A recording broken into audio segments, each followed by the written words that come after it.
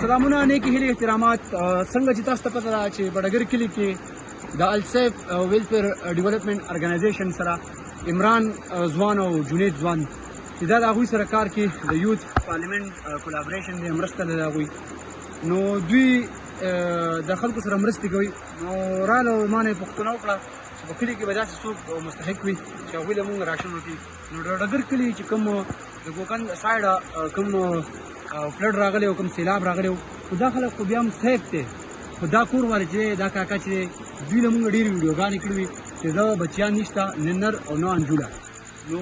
دوی اوس به تاسو په خپله هم واورئ چې دی بیمار دی انتهایي او دا په فردي کور کې پاتې کېږي په څلورمه او په پنځمه میاشت باندې دی دې کور کرایه ورکوي نو هغه خپل مالک ته هم تنګ شوی دی د ده مجبورۍ دي دوی د مونږ دوکان هم دغه کو نو دوی سره څوک مرسته نه کوي نو کاکا به تاسو مونږ د کیمرې په دغه کوي مونږ وایو غواړو چې تاسو د سره مرسته وکړئ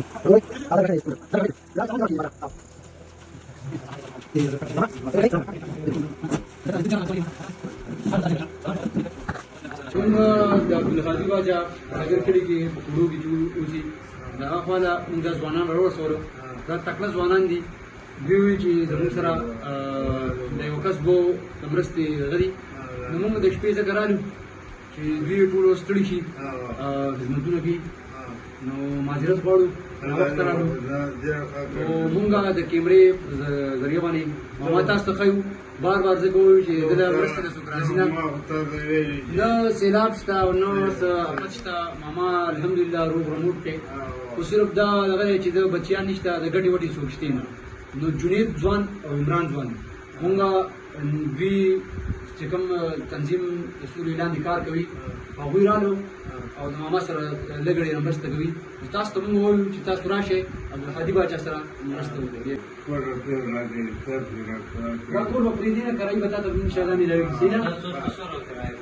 هغه مونږ ته وایي چې دا کور نه وو نه نو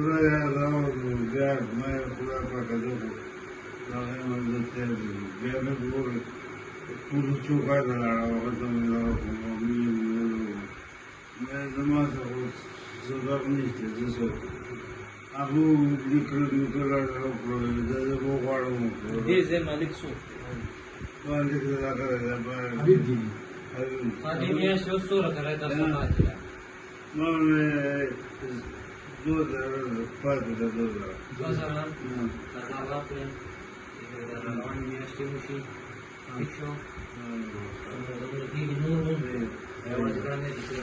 داسې کپړې نو